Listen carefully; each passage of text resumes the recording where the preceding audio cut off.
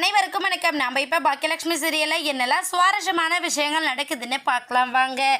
நம்ம எழில் ரொம்ப வருத்தத்தோடு உட்காந்துட்ருக்காங்க. ஏன்னா அடுத்து யாரை மீட் பண்ணால் நமக்கு இந்த படம் ஓகே ஆகும், நமக்கு டைரக்டர் போஸ்டிங் வரும் அப்படிங்கிற மாதிரி ரொம்ப ஆவலோடையும் வேர்த்தையோடையும் உட்காந்து எதிர்பார்த்து என்ன பண்ணலான்னு யோசிச்சுட்ருக்காரு.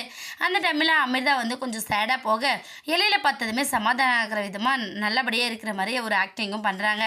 உடனே எழில் அமிர்தாவுக்கு ஏதோ ப்ராப்ளம் அப்படிங்கிறத தெரிஞ்சுக்கிறாங்க. அமிர்தா என்னாச்சு, ஏதாச்சும் பிரச்சனையா அப்படின்னு சொல்லி கேட்க உடனே அமிர்தா ஒன்றும் பிரச்சனை இல்லை எழில், நம்ம ரொம்ப சந்தோஷமான விஷயம், நான் திரும்ப சித்தியாக போகிறேன், நீங்கள் சித்தப்பாக போகிறீங்க அப்படின்னு சொல்லிட்டு நம்ம அமிர்தா சொல்ல உடனே எழில் ரொம்ப சந்தோஷப்படுறாங்க. என்ன சொல்கிற அமிர்தா, ஜெனி ப்ரெக்னெண்ட்டாக இருக்காங்களா திரும்ப அப்படின்னு சொல்லிட்டு நம்ம எழில் சொல்ல, ஆமாம் எழில் அப்படின்னு சொல்லிட்டு நம்ம அமிர்தாவும் சொல்கிறாங்க.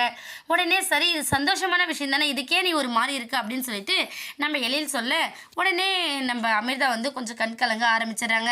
ஒரு பக்கம் எழில் ஏன் பாட்டி ஏதாச்சும் சொன்னாங்களா ஒன்று அப்படின்னு சொல்லி கேட்க அமிர்தா இல்லைங்க என்னை எதுவுமே சொல்லலை அப்படிங்கிறாங்க.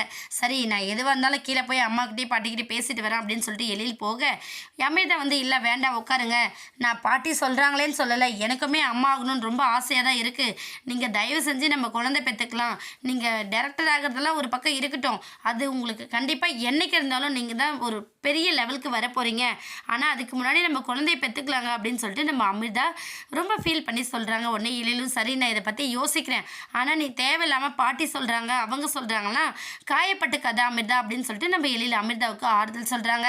அது மட்டும் இல்லாமல் எப்படியாச்சும் நாமளும் சம்பாதிச்சு இந்த குடும்பத்தை ரொம்ப நல்ல பொறுப்போடு பார்த்துக்கணும் அப்படின்னு சொல்லிட்டு நம்ம எழில் ரொம்பவே முயற்சி பண்ணிக்கிட்டு இருக்காரு.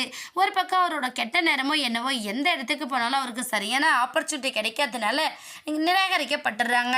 இதனால நம்ம ஜெனி தாத்தா பாட்டி எல்லாரும் முன்னாடி வீட்டில் அசிங்கப்பட்டு அவமானப்பட்டு நிற்கிறாரு நம்ம எழில். கூடிய சீக்கிரம் எழிலோட இந்த நிலைமை மாறினா ரொம்பவே சுவாரஸ்யமாக இருக்கும். வெயிட் பண்ணி பார்க்கலாம். இந்த வீடியோ உங்களுக்கு பிடிச்சிருந்தா மறக்காமல் நம்ம சேனலை சப்ஸ்கிரைப் பண்ணுங்கள். தேங்க்யூ.